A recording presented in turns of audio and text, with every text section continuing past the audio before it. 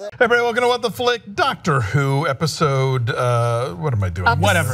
8 billion. 11. Season 10, episode 11, World Enough in Time, which I understood to be a reference to Tuiskoi Mistress. And that was about the last thing I understood in this episode, because this is one where I could tell, there's a lot of old Who here and I don't know any of it. So I'm going to leave it to Bibbs and Meredith to explain it to me. I don't know who the master is. First off, what's Missy?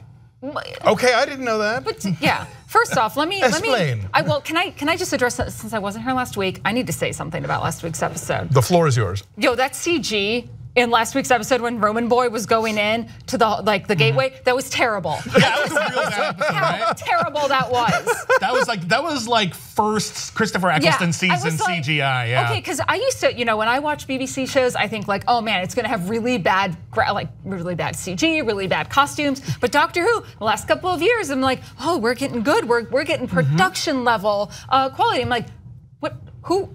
Where did the budget go last week, guys? They cheaped out on something, They man. really did. But I guess it's so we could get regeneration hands and heads at the beginning of this one. Sure. I guess, I don't know. But yeah, I just really was disappointed by that and I had to bring that up because it still sat with me. So the Master, if anyone is late to the party, the Master is the Doctor's arch nemesis. He's another Time Lord. And best friend. And best friend, because they just have this really close relationship they can't get past, and they're the only two left of their kind. Maybe lovers. The Doctor has fought the Master in various different incarnations over the many decades of this show. The most recent version of the Master before Missy pops up again at the end of this episode. Yes. Where we find out that he was actually insidiously helping to create one of the Doctor's other arch nemeses, the Cybermen, all along. This is the origin of the original Cybermen. Yeah, the Mondosian Cybermen. There have been a couple of different other versions of the Cybermen. When they brought the Cybermen back after the show was originally rebooted by Russell T Davies, there was like an alternate version of the Cybermen. And they were like really polished and cool. Yeah. But like so the whole thing about the Mondosian Cybermen that you need to know about is that at some point there was Alt-Earth, like another Earth that existed like on the other side of our planet, and then it got broke off, and then it flew into another space, and then all of the people just were like miserable, dying. Hence the Cybermen were created. Gotcha. Yeah. Now I knew Cybermen were a thing, but I don't think I've seen them in my run of this show. Yeah, you have. Have I? But they look. The ones you've seen are very different looking. Like basically the Cybermen is just basically they have those circular eyes and they have the handlebars. But they were the climactic season villains 2 seasons ago. Yeah. When Missy convinced everyone that death was actually like a journey to another dimension and you shouldn't cremate yourself. Oh yeah. Those are the Cybermen. Yeah, oh my God! I remember that. And it all ties in with. Oh no, that's a long game. That is a very long con that they're playing. Cow. What's weird is that Missy doesn't seem to remember it. No, and I think that is fascinating. There's a lot of selective amnesia with Missy going on right now. So wait, explain to how the Master and the Missy are the same person. He regenerated into Missy. But how can they be occupying the same? That is the question, and I wonder if it has to do with the black hole that the ship is. So you have this 400-mile long ship that's falling to the edge of a black hole. We haven't really explored a lot of black holes on recent Doctor Who and what they do to time and space. I feel like the last time we had a black hole was in the David Tennant episode with the Devil. Yes. And it's been a while. Yeah. And then I think they've established that in the Time War they used black holes as weapons against the Daleks. But basically what it boils down to is whenever there's an episode in which multiple Doctors meet, which is very rare and it's always a very special episode, there's always got to be a really huge excuse for it. Here we're having multiple Masters meet, and has that happened before? No, I've never. Not that I can think of. Now that's a cool idea, and I love that we might be exploring this. I don't think we'll get the Derek Jacobi version in here as well, but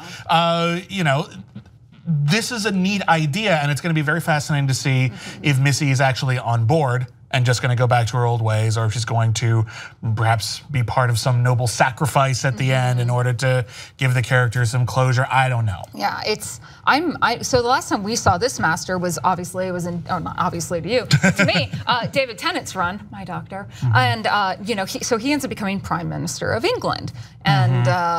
That goes very badly. He ends up invading the Earth with an army of UFO severed heads of humanity from the future. Like you do. Like you do. And then also he played an integral role in killing David Tennant's Doctor. So bringing him back now when we know we're nearing the end of the Capaldi run is also basically, we saw it at the beginning, this is probably the end of Capaldi's Doctor. I wonder how many Doctors have been killed by Masters. I mean, there's only so many, but I actually don't know the number offhand. It's a few. Yeah, somebody in the comments tell us. Yeah.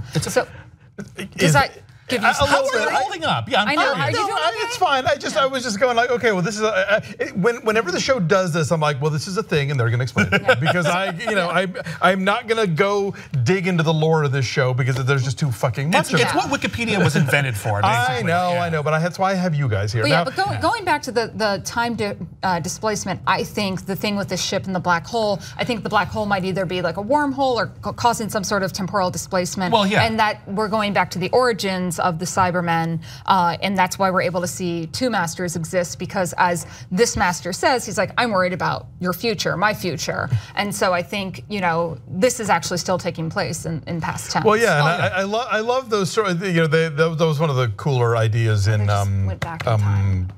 They started off by going back in time to answer a distress call, but then the black hole still made it weird. In Interstellar, the whole thing about relative time passage, where like somebody's getting old while somebody else, it's seconds, So I like the idea that at different ends of the ship, things are going, are progressing differently. My question is there a way back for Bill?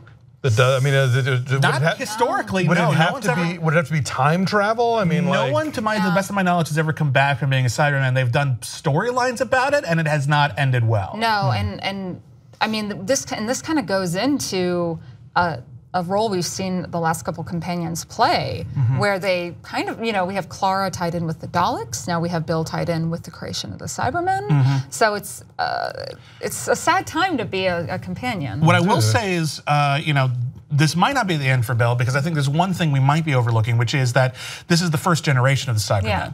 The technology hasn't been perfected yet. We see Bill behind the mask crying. She has some vestige of her personality in there. The Doctor managed to put a bit of himself inside of her to keep her strong this whole time.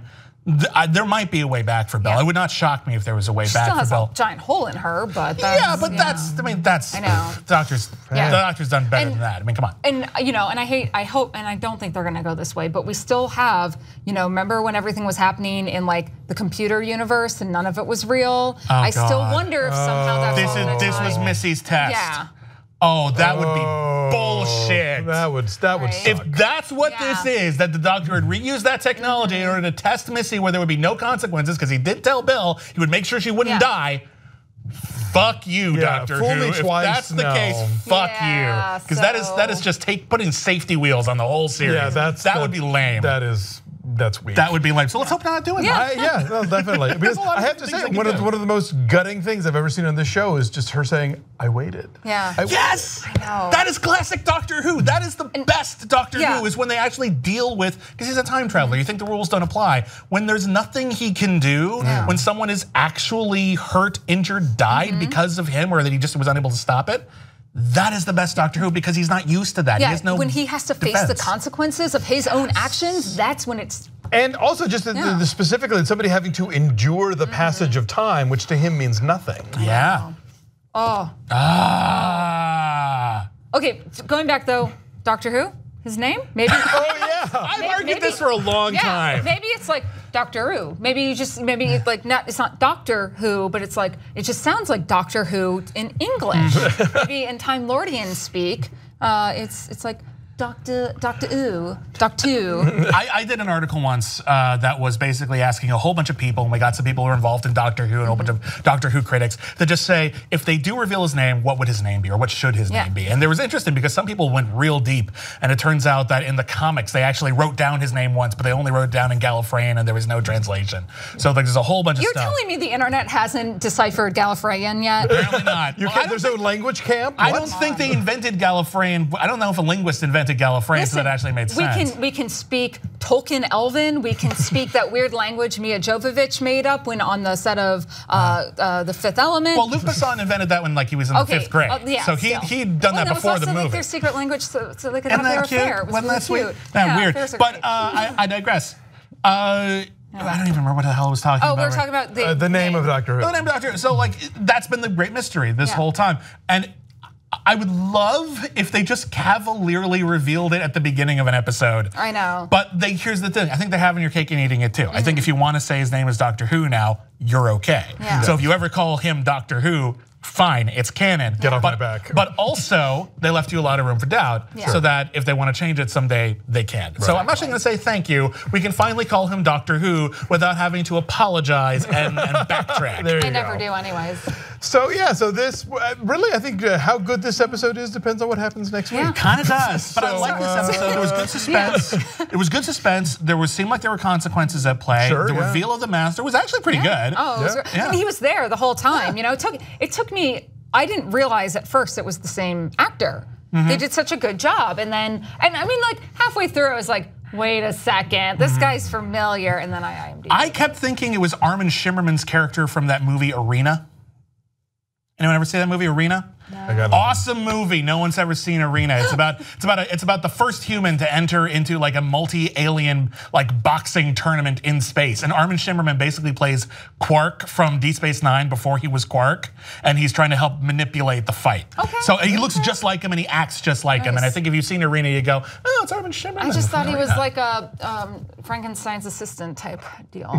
That too. That too. All right. Well, whatever happens next week, we'll be here to pick up the pieces. So join us.